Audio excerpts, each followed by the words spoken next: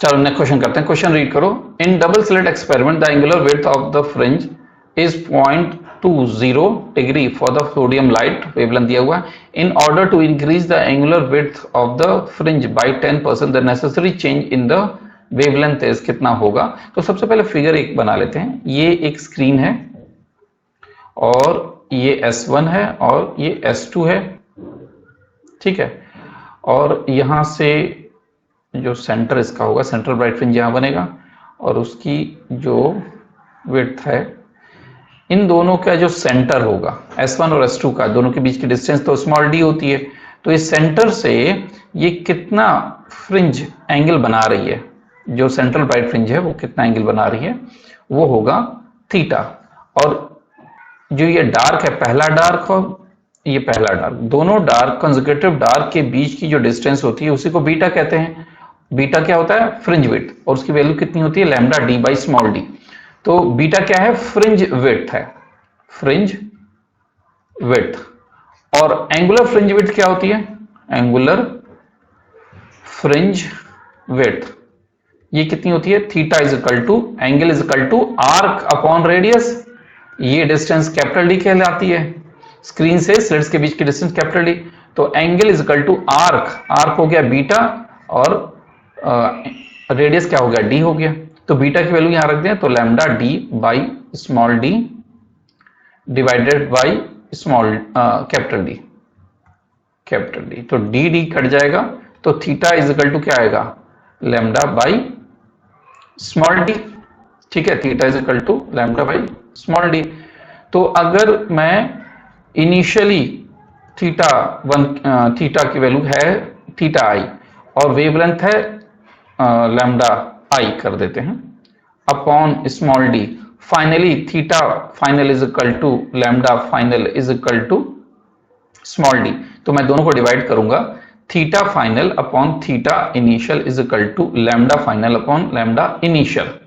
तो हमको जो ये जो एंगुलर फ्रिंज विड्थ है इसको 10% इंक्रीज करना है, यानी थीटा फाइनल को। तो theta final is equal to क्या होगा? इनिशियल थीटा में 10% का इंक्रीमेंट, 10%।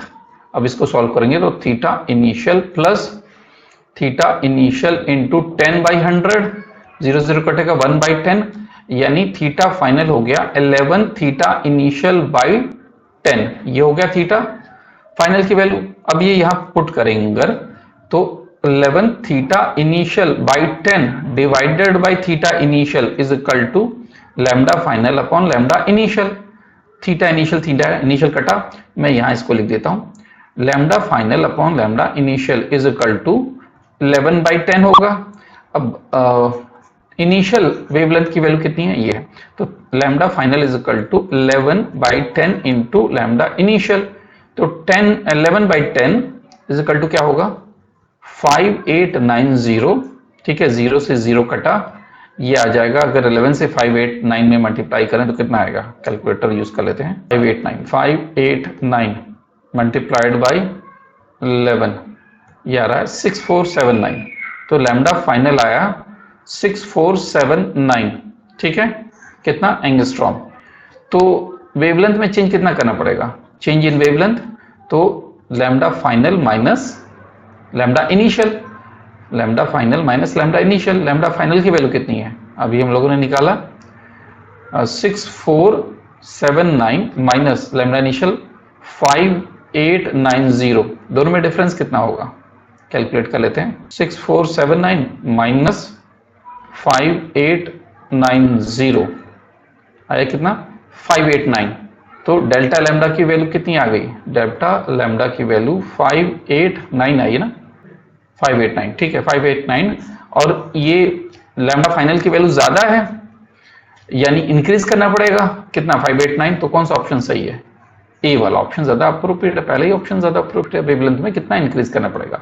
589 एंगस्ट्रॉम इंक्रीज करना पड़ेगा, ठीक है। चलो नेक्स्ट क्वेश्चन करते हैं। In Young's experiment light of wavelength 4000 angstrom is used and fringes are formed at a 2 meter distance and has a fringe width of 0.6 millimeter. If whole of the experiment is performed in a liquid of refractive index 1.5, then width of the fringe will be कितना होगा? ठीक है।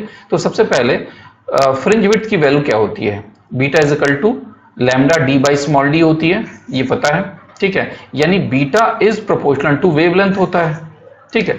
हम लोगों को Snell's law पता है, Snell's law refraction का स्नेल्स लॉ क्या कहता है? Mu two upon mu one is equal to sine i upon sine r is equal to lambda one upon lambda two is equal to v one upon v two. यानी refractive index और wavelength के बीच में ये relation होता है, यानी इसको wavelength is inversely proportional to refractive index के होगा, ठीक है, और रिफ्रैक्टिव इंडेक्स वेवलेंथ के इनवर्सली प्रोपोर्शनल होगा, यानी दोनों एक दूसरे के इनवर्सली प्रोपोर्शनल है। लेकिन यहां जो फ्रिंज विड्थ है वो वेवलेंथ के प्रोपोर्शनल है, तो रिफ्रैक्टिव इंडेक्स के वो इनवर्सली प्रोपोर्शनल होगी, यानी beta is inversely proportional to refractive index हो गया। यानी अगर आप beta final upon beta initial लिखोगे तो ये लिखोगे mu initial upon mu final. इसको आप लिख सकते हो, शुरू में एयर था, म्यू इनिशियल एयर था तो उसकी वैल्यू 1 होगी, और बाद में म्यू फाइनल हो गया लिक्विड, लिक्विड का रिफ्रैक्टिव इंडेक्स 1.5, तो mu final upon mu initial is equal to क्या होगा? ये होगा 1.5, और mu initial upon mu final क्या होगा? 1 अपॉन 1.5। अच्छा, बीटा फाइनल की वैल्यू निकालनी है तो बीटा इनिशियल अपॉन 1.5।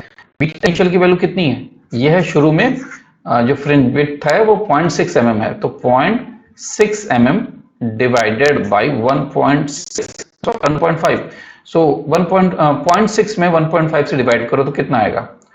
0.4 mm आएगा, 0.4 mm चेक करो, ठीक है। तो बीटा फाइनल की वैल्यू कितनी हुई? 0.4 mm, यानी फ्रिंज विड्थ की वैल्यू डिक्रीज कर गई है पहले के कंपेयर में। सी वाला ऑप्शन ज्यादा अप्रोप्रिएट है। नेक्स्ट क्वेश्चन करते हैं। Two identical sources emitted waves which produces intensity of k unit at a point on a screen where power difference is lambda, what will be the intensity at a point on a screen at which power difference is lambda by 4? सबसे पहले एक screen बना देते हैं, ये screen हो गई, दो सोर्सेज हैं S1 S2, ये S1 कह दिया, S2 कह दिया, और सेंट्रल मैक्सिमा यहाँ बनेगा, ठीक है। एक पॉइंट यहाँ है, पहला पॉइंट ए कंसिडर कर लेते हैं, या दोनों वेव यहाँ पहुंची, आइडेंटिकल वेव है तो इंटेंसिटी दोनों की सेम होगी, और कोहेरेंट सोर्सेज होते तो फ्रीक्वेंसी और वेवलेंथ भी, ठीक है, सेम होगी। यहाँ पर ए पॉइंट है, यहाँ पर जो पार्ट डिफरेंस है डेल्टा एक्स की वैल्यू लैम्डा के इक्वल है, और दूसरा पॉइंट हम थोड़ा ऊपर मान लेते हैं, नीचे भी मान सकते हैं, बी पॉइंट, ठीक है। यहाँ पर जब दोनों वेव पहुंच रही हैं तो दोनों में पार्ट डिफरेंस है डेल्टा एक्स की वैल्यू है लैम्डा बाई 4, ठीक है। तो अगर पार्ट डिफरेंस पता है तो फेज डिफरेंस निकालने के लिए हमारा क्या फॉर्मूला होता है? Delta phi is equal to 2 pi by lambda into delta x. तो ए पॉइंट का जो फेज डिफरेंस होगा, ए पॉइंट का फेज डिफरेंस कितना होगा? 2 pi by lambda into lambda, lambda lambda cut गया, delta phi is equal to 2 pi के equal हो गया ए पॉइंट का। अब बी पॉइंट का जो फेज डिफरेंस हुआ delta phi is equal to 2 pi by lambda into lambda by 4, ठीक है। तो लैम्डा लैम्डा कटा, ये डेल्टा फाई बी पॉइंट का कितना आ जाएगा? पाई बाई 2, बी पॉइंट का फेज डिफरेंस आ गया, ए पॉइंट का भी पता है, बी पॉइंट का भी पता है। अब हम ये जानते हैं इंटेंसिटी, नेट इंटेंसिटी का जो फॉर्मूला होता है I1 plus I2 plus 2 under root में I1 root I2 into cos phi के इक्वल होता है, और इंटेंसिटी दोनों की सेम है क्योंकि आइडेंटिकल सोर्सेज हैं, तो I कहा हमने, तो I नेट की वैल्यू क्या होगी? I plus 2I cos phi के इक्वल होगी, या I net is equal to 2I plus 2I cos phi के इक्वल होगी। 2I कॉमन ले लें तो 1 प्लस cos फाई के इक्वल है, तो I net is equal to ये हो गया 2I ब्रैकेट में 1 प्लस cos फाई। अब I net is equal to क्या हो जाएगा? 2I ब्रैकेट में 1 प्लस cos फाई को 2 cos स्क्वायर 5 बाई 2 माइनस 1 कर सकते हैं, 1 1 कट गया, so I net is equal to क्या होगा? 2I ब्रैकेट में 2 cos square 5 by 2, so I net की वैल्यू कितनी हो जाएगी? 4I cos स्क्वायर 5 बाई 2 होगी। अब दोनों की इंटेंसिटी का रेशियो हमको लेना है, तो ए की इंटेंसिटी और बी की इंटेंसिटी इज इक्वल टू क्या होगा?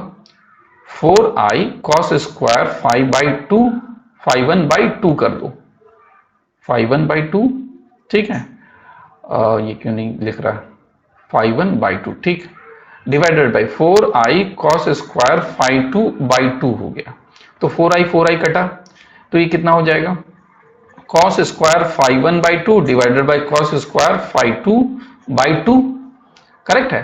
तो अब जरा ध्यान से देखो, φ1 इसको हम φ1 कह रहे हैं, ये वैल्यू है φ1, ये वैल्यू है φ2, ए पॉइंट में फेज डिफरेंस 2 पाई का है, तो cos square 2 pi upon pi हो गया डिवाइडेड बाई, ये कितना हो गया, बाई 2, सॉरी 2 पाई बाई 2, ठीक है। नीचे क्या है, cos स्क्वायर φ2 की वैल्यू है π/2, π/2 डिवाइडेड बाई 2, ठीक है, ये कितना हो जाएगा, अगर ध्यान से देखो तो cos square pi divided by cos square π/4, तो IA upon IB is equal to, ध्यान से देखना, cos पाई की वैल्यू 180 होती है, 180 की वैल्यू cos 180 की वैल्यू -1 होती है, -1 का होल स्क्वायर +1, और cos π/4 मतलब cos 45 डिग्री की वैल्यू 1/2 होती है, 1/√2 का होल स्क्वायर कितना होगा, ठीक है, 1 अपॉन 1/2 होगा, 2 ऊपर चला जाएगा, तो IA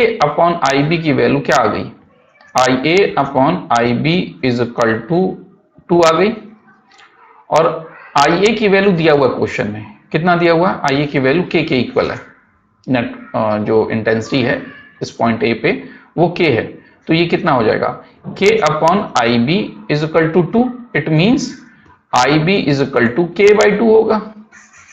K/2 कौन सा ऑप्शन सही है, बी वाला ऑप्शन ज्यादा अप्रोप्रिएट है। चलो नेक्स्ट क्वेश्चन करते हैं।